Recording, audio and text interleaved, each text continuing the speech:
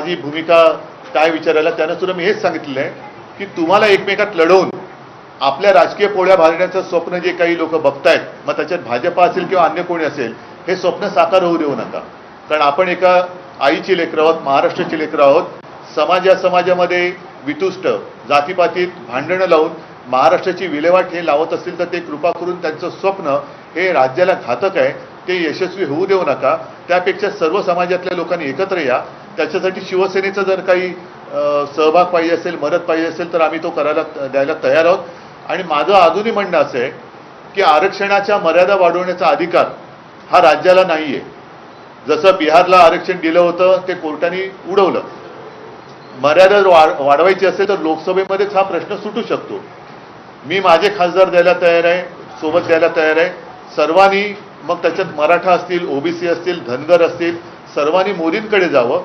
कारण मोदी सुद्धा नेहमी सांगतात पिछडे जाती जमाती का, असं म्हणून ते त्यांचं ते नेहमीचं ते एक सांगतात की त्यांची कशी काय बॅकग्राऊंड होती, लहानपणी ते कसे काय गरीब होते, गरिबीतला संघर्ष त्यांना चांगला माहिती आहे.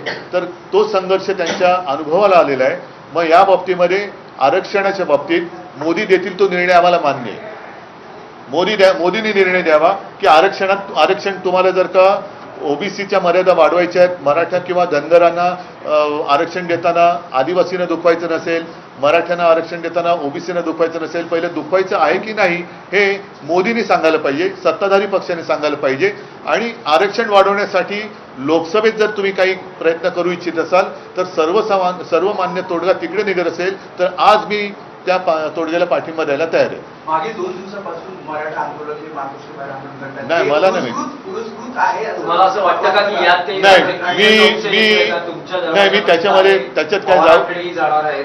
नाही, मी त्याच्यात ते त्यांनी काय करावं हे काय मी टार्गेट केलं जाते असं तुम्हाला नाही, मला असं काही म्हणणं नाहीये. मला प्रामाणिकपणाने त्यांना न्याय मिळावा असं माझं मत आहे. आणि तो न्याय त्यांना राज्यात मिळेल असं मला हे राज्यकर्ते असताना वाटत नाही. कारण मुळामध्ये परत एकदा सांगतो, आरक्षणाच्या मर्यादा वाढवण्याचा अधिकार हा लोकसभेला आहे.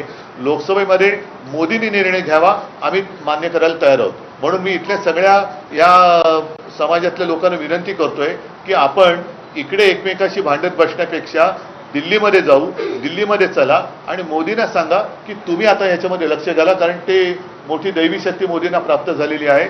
त्याच्यामध्ये त्यांना त्यांच्या आयुष्यातला संघर्ष सुद्धा माहिती आहे. तो वेळोवेळी आपण आपल्याच माध्यमातून जनतेसमोर त्यांनी मांडलेलं आहे की कसं ते लहानपणी किती लहान होते, मोठेपणी किती मोठे झाले, हे सगळं त्यांनी मांडलेलं आहे. तर तो संघर्ष, तो अनुभव लक्षात घेऊन मोदींनी याच्यावरती तोडगा काढावा, आम्हाला मान्य आहे. परवा शरद पवारांनी जे वक्तव्य केलेलं आहे की राज्यामध्ये परिस्थिती बिकट आहे आणि दंगली होऊ शकतात राज्यामध्ये, बरोबर आहे. वाद निर्माण झालेला आहे की पवारांसारखा ज्येष्ठ माणूस अशा पद्धतीने नाही, ज्या पद्धतीने मी सगळ्या समाजाला दोष देत नाही, कारण तो साधा समाज आहे. मग सगळ्याच समाजाची लोक, त्यांना त्यांचा न्याय हक्क पाहिजे. न्याय हक्क मागणं हा काही गुन्हा नाहीये. पण त्याच्यासाठी आरक्षण हा एक विषय असा आहे की त्याला काही मर्यादा ह्या कायद्याने आखल्या गेलेल्या आहेत आणि त्या मर्यादा ओलांडायचं असेल तर ते केवळ आणि केवळ लोकसभेत होऊ शकतं. कारण आता झालं आमचं सरकार सुद्धा यांनी पाडून 2.5 वर्ष झालं, गद्दारी करून सरकार पाडलं. 2.5 वर्ष झाली, 2.5 वर्षात अजून या सरकारने मग तोडगा का नाही काढला? कोणी अडवलं होतं? जेव्हा त्यांनी तो ठराव आणला होता गेल्या वेळेला विधानसभेत, आम्ही पाठिंबा दिला होता. आम्ही कुठे अडवले कोणाला? सर, श्याम मानव तुम्हाला भेटायला आलेले होते का? श्याम मानव आता येऊन गेले ना. त्यांच्या काही सामाजिक एक अपेक्षा आहेत, साधारणतः राज्यासाठी काही त्यांच्या अपेक्षा आहेत आणि ते मला वाटतं सगळ्याच त्यांना भेटत आहेत. आणि त्यांची जी काही भूमिका आहे किंवा त्यांच्या ज्या काही एक अपेक्षा आहेत त्या सगळ्यांकडनं ते भेटून त्याला ते मांडतात त्यांच्या समिती महाविकास आघाडीला पाठिंबा देईल. कोणी? अंधश्रद्धा निर्मूलन समिती, जसं श्याम मानव आता तुम्हाला भेटले तर ते सुद्धा सोबत. अंधश्रद्धापेक्षा जादूटोणा विरोधी. कारण श्रद्धा आणि अंधश्रद्धा याच्यामध्ये एक पुसटशी रेषा आहे. त्याच्यामुळे मी कोणी आम्हाला पाठिंबा देईल या अंधश्रद्धेत वावरणारा नाहीये.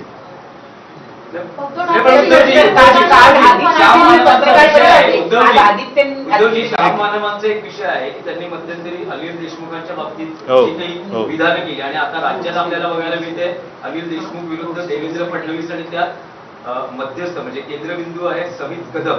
या सगळ्या प्रकरणात तुम्हाला काय वाटतं? कारण त्या काळात तुम्ही मुख्यमंत्री होता, आणि अनिल देशमुखांवर आरोप होते आणि ऍफिडेव्हिटवर त्यांना हे आरोप करण्यास सांगितले होते. हे अनिल देशमुखांनी त्याही वेळेला उघडपणाने बोललेले आहेत.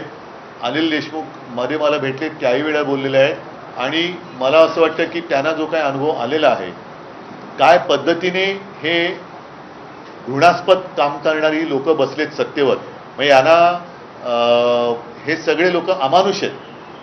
हे कुटुंब बघत नाहीयेत. मुलाबाळांवरती वेडेवाकडे घाणेरडे आरोप करून त्यांना त्यांचं आयुष्य बर्बाद करायचं. पण त्यांना हे कळत नाही की दुसऱ्यांना जशी मुलं आहेत तशी त्यांनाही मुलं आहेत. उद्या त्यांनाही त्यांच्या मुलाबाळांवरती कोणी आरोप केले आणि अशा घाणेरड्या प्रकरणात गोवण्याचा प्रयत्न केला, जर जे घडलेलंच नाही, तर त्यावेळेला कळेल की आई वडिलांचं दुःख काय असतं. त्याच्यामुळे मी परत एकदा सांगतो की पूर्वीचा भारतीय जनता पक्ष हा वेगळा होता आणि आत्ताचा जो आहे तो अत्यंत घृणास्पद आणि अमानुष पद्धतीने काम करणार आहे. ही वृत्ती ही देशातनं आणि महाराष्ट्रातनं नष्ट झालीच पाहिजे.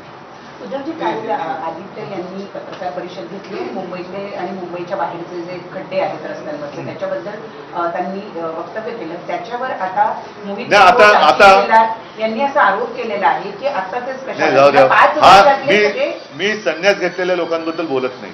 सर,